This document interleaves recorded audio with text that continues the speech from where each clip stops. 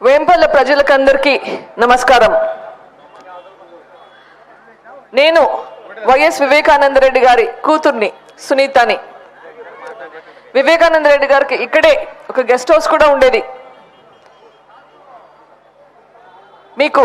మీకందరికీ రాజశేఖర రెడ్డి గారు, వివేకానంద రెడ్డి గారు చాలా బాగా తెలుసు, నాకంటే బాగా తెలుసు. వివేకానంద రెడ్డి గారికి మీకందరికీ సత్సంబంధాలు ఉండాలి. ఎప్పుడు మీకు ఏమి కష్టం వచ్చినా, సుఖం వచ్చినా, కష్టం వచ్చినా మీ కష్ట సుఖాలలో పాల్గొనే మనిషి. నేను కొత్తగా చెప్పాల్సిన అవసరం లేదు. ఆయనకు ఎంత అన్యాయం జరిగిందో కూడా మీకు అందరికీ తెలుసు. 5 సంవత్సరాలు అయింది, 5 సంవత్సరాలుగా పోరాడుతున్నా మీరు అందరూ చూస్తున్నారు. వివేకానంద రెడ్డి మన మనిషి, మీ ఇంట్లో మనిషి. ఆయనకి ఇంత అన్యాయం జరిగింది. ఎట్లా భరిస్తున్నారు? ఈరోజు వేంపల్లకు సంబంధించి కొన్ని ప్రశ్నలు అడగాల్సింది నాకు. వేంపల్లకు సంబంధించి కొన్ని ప్రశ్నలు కొందరి గురించి అడుగుతున్నాను. ఒకటి, ఈ మధ్యగానే వైసీపీలో జాయిన్ అయిన సతీష్ రెడ్డి, ఆయనను అడుగుతున్నాను. వివేకానంద రెడ్డి గారికి మీకు ఉన్న అనుబంధం గురించి మనకు తెలుసు, నాకు తెలుసు, మీకు తెలుసు. ఆయన మిమ్మల్ని ఎంత అభిమానించారో, మీరు ఆయనను ఎంత అభిమానించారో తెలుసు. మీరు వివేకానంద రెడ్డి గారికి ఎందుకు సపోర్ట్ చేయట్లేదు? దయచేసి ఆలోచించండి. వివేకానంద రెడ్డి గారు మిమ్మల్ని ఎంత అభిమానించారో, మీరు తెలుగుదేశంలో ఉన్నప్పుడు కూడా మీరు చేసిన మంచి పనుల గురించి చెప్తారు. మీరు తెలుగుదేశంలో ఉన్నప్పుడు కూడా వివేకానంద రెడ్డి మీ పార్టీలో లేరు, వైసీపీలో ఉన్నారు అప్పట్లో. అప్పుడు కూడా మీరు చేసిన మంచి పనుల గురించి ఒప్పుకున్నారు. కానీ ఈరోజు మీరు వైసీపీలో జాయిన్ అయ్యారు. మీరు చేసిన మంచి పనుల గురించి మీ వైసీపీ పార్టీ కూడా ఒప్పుకోవట్లేదు, గ్రహించట్లేదు. మీరు చేసిన పనుల గురించి మీ వైసీపీ పార్టీ కూడా గ్రహించట్లేదు. అట్లాంటి పార్టీలో ఎందుకు పోయారు అడుగుతున్నాను. దయచేసి మీ మనసు మార్చుకోండి, న్యాయం వైపు ఉండండి. ఇంకొకరు, వేంపల్లికి చెందిన వ్యక్తి, గిడంగవారిపల్లికి చెందిన వ్యక్తి రవీంద్రనాథ్ రెడ్డి, రవికుమార్ రెడ్డి, వేంపల్లి రవి అంటాము. నాకు దూరపు బంధువు కూడా. వివేకానంద రెడ్డి గారు మీకు ఎన్నో చేశారు, చెప్పలేము ఎన్ని చేశారో మీకు. అట్లాంటి వ్యక్తిని ఎందుకు దూరం చేసుకుంటున్నారు? మీకు బాధ్యత లేదా వివేకానంద రెడ్డి గారికి న్యాయం జరిపించేదానికి? ఆలోచించండి, మీ మనసును మీరు ప్రశ్నించుకోండి, న్యాయం జరిపించండి. ఇక వస్తే అవినాష్ రెడ్డి గారి గురించి వస్తే, ఈరోజు మీకు ఎంపీ ఎలక్షన్లు వస్తున్నాయి. 5 రోజులకి పాటికి ఎలక్షన్లు కూడా అయిపోయింటాయి. అంటే ఇంక 4 రోజులు అనుకుందాం. మీరు ఓటేస్తే టైం అయింది. ఆలోచించండి, మీరు న్యాయం వైపా, నిందితుల వైపా? ఒకవైపు అవినాష్ రెడ్డి గారు ఉన్నారు. వైఎస్ వివేకానంద రెడ్డి హత్య కేసులో సిబిఐ చెప్పింది ఈయనే నిందితుడు అని, ఈయనే హత్య చేయించాడు అని చెప్తుంది. ఒకవైపు రాజశేఖర రెడ్డి గారి కూతురు షర్మిలమ్మ ఉంది. ఇటువైపు చూస్తే నేను గమనించింది ఏంటంటే, వైసీపీ వాళ్ళు కూడా అవినాష్ రెడ్డి గారికి ఓటు అడగడానికి భయపడుతున్నారు. మీరు గమనించారా? నేను ఒకదాన్ని గమనించింది. ఇది భారతమ్మ ఇక్కడ వచ్చి వేంపల్లిలో క్యాంపెయిన్ చేసింది. అప్పుడు కూడా క్యాంపెయిన్ చేసినప్పుడు కూడా వీడియోలు వచ్చాయి బయటికి.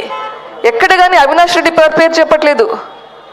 ఎందుకంటే అవినాష్ రెడ్డి పేరు చెప్తే మీరు అడుగుతారన్నా, ఎందుకు అవినాష్ రెడ్డి పేరు వస్తుంది? నిందితుడు కదా, ఆయన జైలుకు పోతాడు కదా, జైలుకు పోతే మా పరిస్థితి ఏంటి? అసలు అన్యాయం చేసిన మీ మామకు చంపిన వ్యక్తిని ఎట్లా నిలబెడతారు అని మీరు అడుగుతారు కదన్నా. అడగపోతే అడగాలి కూడా. అట్లా భయపడా ఎందుకు అసలు క్యాంపెయిన్ చేయట్లేదు?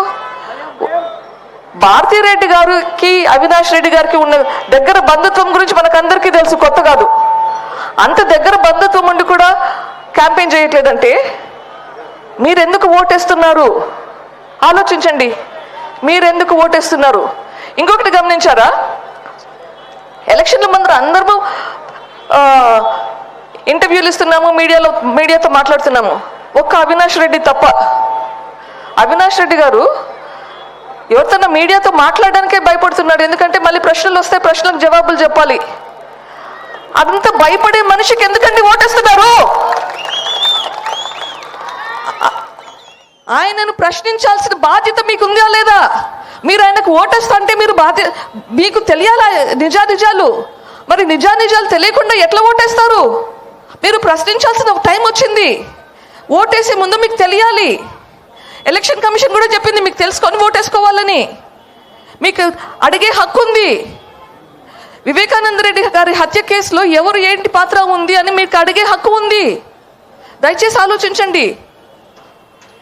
మీరు నిందితుల వైపా, న్యాయం వైపా?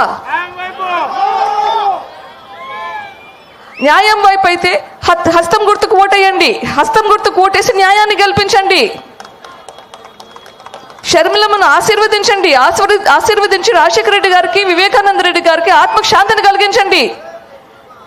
దయచేసి హస్తం గుర్తుకు ఓటేసి న్యాయాన్ని గెలిపించండి. షర్మిలమ్మను అతి భారీ మెజారిటీతో గెలిపించి రాజశేఖర రెడ్డి గారికి, వివేకానంద రెడ్డి గారికి ఆత్మకు శాంతి కలిగించండి. ఇది వన్ సైడెడ్ ఎలక్షన్ కావాలి. ఓన్లీ షర్మిలమ్మ, ఇంకెవరు ఉండకూడదు. న్యాయం ఒక్కటే ఉండాలి, ఇంకా వేరే ఎవరు ఉండకూడదు. మనం న్యాయం ఒక్కటే ఉండాలి. వేరే ఏ పార్టీకి వేసినా, ఏ గుర్తుకు వేసినా అది న్యాయం వైపు కాదు. ఇంకొకసారి మళ్ళీ చెప్తున్నాను, ఏ పార్టీకి ఏ గుర్తుకు వేసినా అది వేస్ట్ అవుతుంది. ఒక్క షర్మిలమ్మకు వేస్తే తప్ప. న్యాయం వేయాలంటే హస్తం గుర్తుకి షర్మిలమ్మకు ఓటేయాలి. హస్తం గుర్తుకు ఓటేసి న్యాయాన్ని గెలిపించండి. షర్మిలమ్మను ఆశీర్వదించండి, దీవించండి, భారీ మెజారిటీతో గెలిపించండి. జై హింద్. వేములకు చెందిన ప్రతి అక్కకి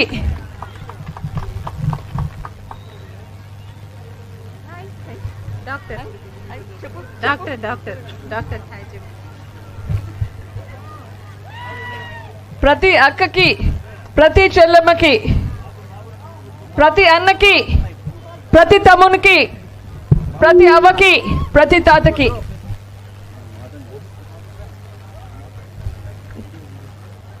నేను వివేకానంద రెడ్డి గారి కూతుర్ని డాక్టర్ సునీతమ్మని,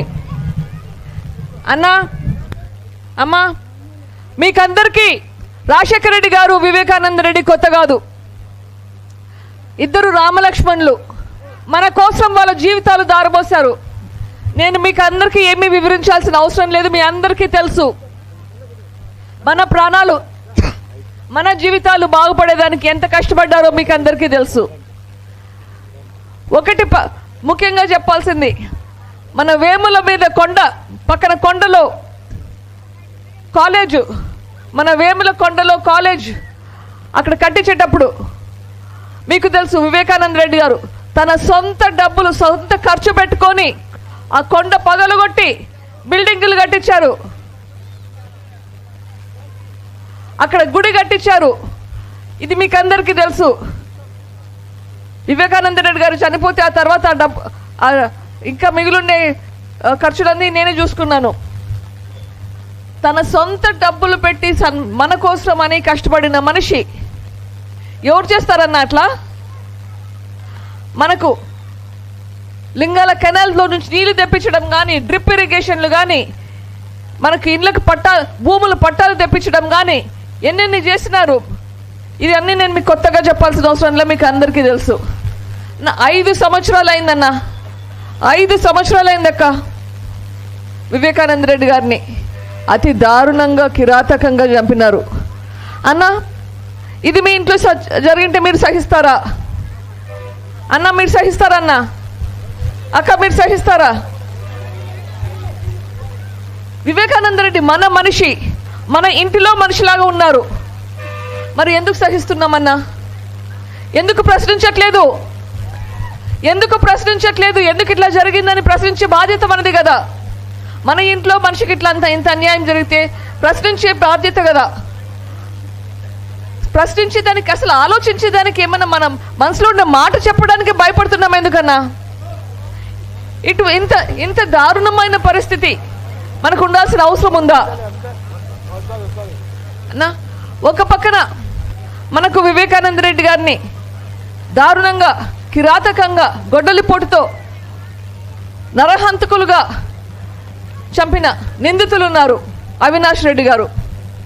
ఇంకొక పక్కన రాజశేఖర రెడ్డి గారి బిడ్డ షర్మిలమ్మ ఉంది. మీరు ఆలోచించండి, మీరు ఎటువైపు? నిందితుల వైపా, న్యాయం వైపా? కొంచెం ఆలోచించండి. మీరు నిందితుల వైపు ఉంటే ఏమైతుందో ఆలోచించండి.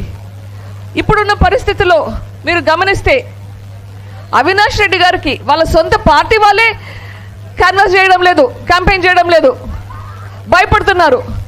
ఎక్కడ ఆయన పేరు చెప్తే మళ్ళీ మీరు ప్రశ్నిస్తారేమో అని భయపడుతున్నారు.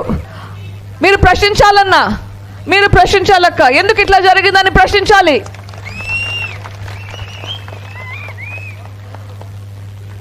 సొంత భారతమ్మకి అవినాష్ రెడ్డి గారికి ఉన్న బంధుత్వం మనకందరికీ తెలిసిందే. భారతమ్మ కూడా ఆయనకి క్యాన్వాస్ చేయలేకుండా, ఆయన పేరు చెప్పలేకుంది. సొంత వాళ్ళే ఆయనకి ఓట్లు అడగడానికి భయపడుతున్నారు. ఎందుకంటే మనం ప్రశ్నిస్తామని భయము. అందుకే చెప్తున్నాను, మనం ప్రశ్నించాలి. మనం ప్రశ్నించే సమయం వచ్చింది. మనం ఓట్లేసే ముందు ఎవరికి వేస్తున్నామో అర్థం చేసుకొని ఓట్లేయాలి. మనకు అర్థం కావాలంటే మనం ప్రశ్నించాల్సిన సమయం వచ్చింది. మనం అందరము ప్రశ్నించాలి. సొంత పార్టీ వాళ్ళే క్యాంపెయిన్ చేయలేరు, అంత దారుణమైన పరిస్థితి. మరి మనం ఎందుకు ఓటు వేయాలి? ఆలోచించండి. అవినాష్ రెడ్డి గారు ఒక్కసారన్నా ప్రెస్ మీట్కి వచ్చి ప్రశ్నల జవాబు చెప్పడానికి చేస్తున్నాడా? ఎలక్షన్ల ముందర అందరూ కెమెరా ముందరికి వచ్చి, మీడియా ముందరికి వచ్చి ప్రెస్ మీట్లు ఇస్తున్నారు. ఎక్కడ మాట్లాడితే, ఎవరు ఏమి ప్రశ్న అడిగితే ఏమి జవాబు చెప్పాలో అని భయపడి కూర్చొనున్నాడు. అట్లా భయపడే మనిషికి ఎట్లా ఓటేస్తారన్నా?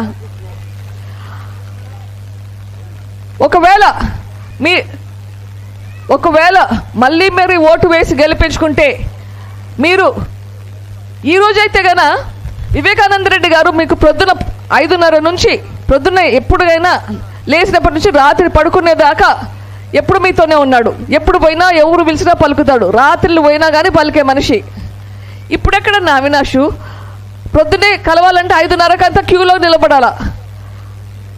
7 గంటలకంతా ఆయన బయటకు వస్తే 3 ఉంటే కలుస్తాడు, లేకుంటే లే. ఆ తర్వాత ఎక్కడికి పోతాడో దేవుడు ఎరుగు. ఏ కేసులు ఎట్లా తప్పించుకోవాలని అని ఆలోచిస్తుంటాడు. ఎంతమందికి ఎట్లా ముట్టించాలా, డబ్బులు ఎట్లా బయటపడాలా అని ఆలోచిస్తాడు. ఇప్పుడు అట్లాంటి పరిస్థితి. రేపు మళ్ళీ గెలిస్తే మీరు మళ్ళీ పోయి కలవాలంటే ఇంట్లో కూడా ఉండడేమో, జైల్లో ఉంటాడేమో. మరి ఎక్కడ కలుస్తారున్నా?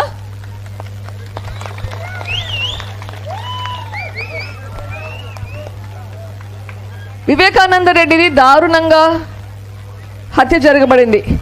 ఈ హత్యకి శిక్ష పడితే జీవిత ఖైదీ. మరి జీవిత ఖైదీ అయితే కనుక మీరు ఎప్పుడు పోయి ఎక్కడ కలుస్తారన్న, మీ పనులు ఎక్కడ జరిపించుకుంటారు? ఆలోచించండి. ఒక పక్కన నిందితుడున్నాడు, ఇంకొక పక్కన న్యాయం ఉంది. మీ ఓటు అటు పక్కన.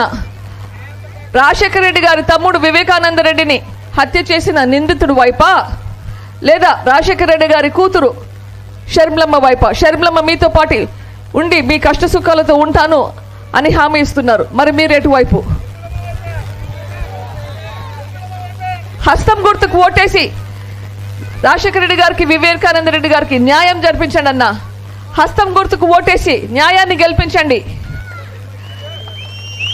షర్మిలమ్మను భారీ మెజారిటీతో గెలిపించి రాజశేఖర రెడ్డి గారికి, వివేకానంద రెడ్డి గారికి ఆత్మకు శాంతిని కలిగించండి అన్న. జై హింద్.